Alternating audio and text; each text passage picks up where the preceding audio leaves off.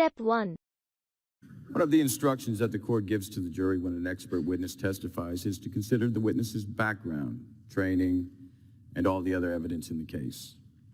And that other evidence includes the demeanor of the witness. So I would urge you to pay close attention to Mr. Boyce's questions and to answer them directly, succinctly. So bear that in mind. Yes, sir, I will. That's yes, no, or I don't know.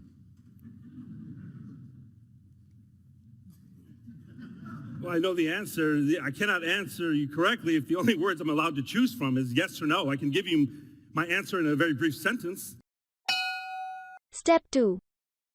One of the instructions that the court gives to the jury when an expert witness testifies is to consider the witness's background, training, and all the other evidence in the case.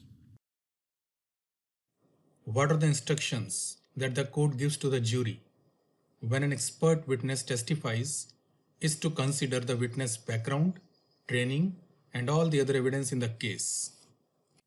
न्यायालय ने निर्णायक समिति को क्या निर्देश दिए हैं? जब एक कुशल गवाह गवाही देता है तो गवाह के आधार, परीक्षण और मामले के अन्य सभी सबूतों पर विचार करना है। एक्सपर्ट का मतलब होता है निपुण, कुशल, उस्ताद। ज्यूरी का मतलब होता है निर्णायक समिति या न्यायपीठ। न्यायालय को इंग्लिश में बोलते हैं कोर्ट और निर्देश को बोलते हैं इंस्ट्रक्शन। विटनेस का मतलब होता है गवाह और बैकग्राउंड का मतलब होता है आधार, पृष्ठभूमि या परिस्थिति। ट्रेनिंग को हिंदी में बोला जाता है प्रशिक्षण और एविडेंस का मतलब होता है सबूत या प्रमाण। तो अगर आप कहते हैं are you an expert in this field, तो इसका मतलब होगा क्या आप इस क्षेत्र के विशेषज्ञ हैं। अगर आप कहना चाहते हैं मुझे इस कार्य को करने के लिए स्पष्ट निर्देशों की आवश्यकता है, तो आप बोलेंगे I need clear instructions to carry out this work.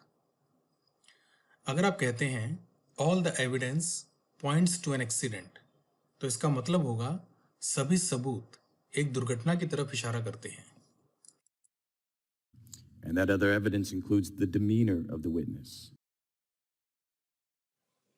And the other evidence includes the demeanor of the witness. और यह है कि अन्य सबूतों में गवाह का आचरण शामिल करना है। इंक्लूड का मतलब होता है शामिल करना। demeanor इसका मतलब होता है आचरण, चाल चलन या मर्यादा। तो जैसे अगर आप कहते हैं you should follow the demeanor of this country, तो इसका मतलब होगा आपको इस देश की मर्यादा का पालन करना चाहिए। So I would urge you to pay close attention to Mr. Boyce's questions and to answer them directly, succinctly. So I would urge you to pay close attention to Mr. Boyce's questions and to answer them directly, succinctly. इसलिए मैं आपसे निवेदन करूंगा कि आप mister boys के सवालों पर विशेष ध्यान दें, उन्हें सीधे और संक्षेप में जवाब देने के लिए। अर्ज का मतलब होता है आग्रह करना या फिर बहुत जोर देना। ध्यान देना, इसको इंग्लिश में बोलते हैं अटेंशन। जैसे टू पे क्लोज अटेंशन का मतलब होता है विशेष ध्यान देना। सक्सिंक्टली का मतलब होता है संक्षेप में, संक्षिप्त। अगर आप कहना चाहते हैं कृपया मेरी तरफ ध्यान दीजिए, तो इसको आप इंग्लिश में बोलेंगे may I have your attention please. So bear that in mind. Yes, sir, I will.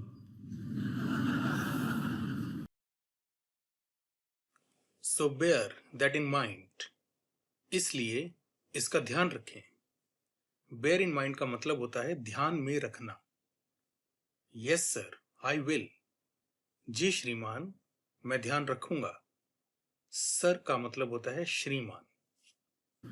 That's yes, no, or I don't know.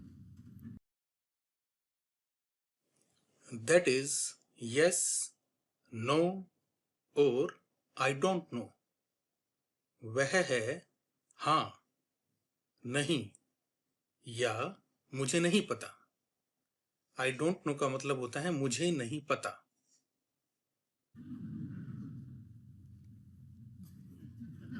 Well, I know the answer. I know the answer, मुझे उत्तर पता है।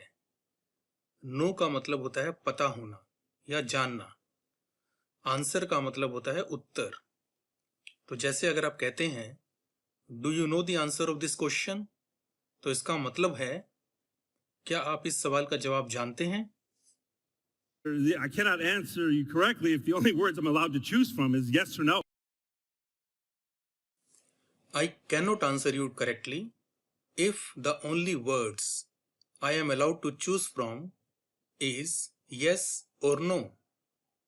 मैं आपको सही ढंग से जवाब नहीं दे सकता अगर मुझे केवल हाँ या ना शब्दों को चुनने की अनुमति है।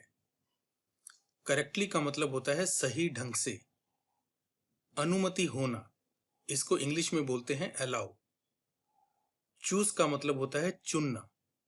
सो अगर आप कहना चाहते हैं आपने छुट्टी मनाने के लिए यह स्थान क्यों चुना, तो इसको आप इंग्लिश में बोलेंगे why did you choose this location for vacation. I can give you my answer in a very brief sentence. I can give you my answer in a very brief sentence. मैं आपको एक संक्षिप्त वाक्य में अपना जवाब दे सकता हूं। गिव का मतलब होता है देना। सेंटेंस का मतलब होता है वाक्य। संक्षिप्त को इंग्लिश में बोलते हैं ब्रीफ। सो अगर आप कहना चाहते हैं कि फिल्म के दौरान एक संक्षिप्त रुकावट थी, तो इसको आप इंग्लिश में बोलेंगे there was a brief pause during the movie. Step 3.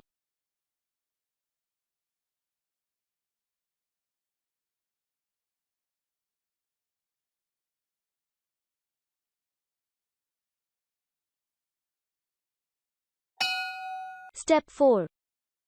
One of the instructions that the court gives to the jury when an expert witness testifies is to consider the witness's background, training, and all the other evidence in the case. And that other evidence includes the demeanor of the witness. So I would urge you to pay close attention to Mr. Boyce's questions and to answer them directly, succinctly. So bear that in mind. Yes, sir, I will. That's yes, no, or I don't know.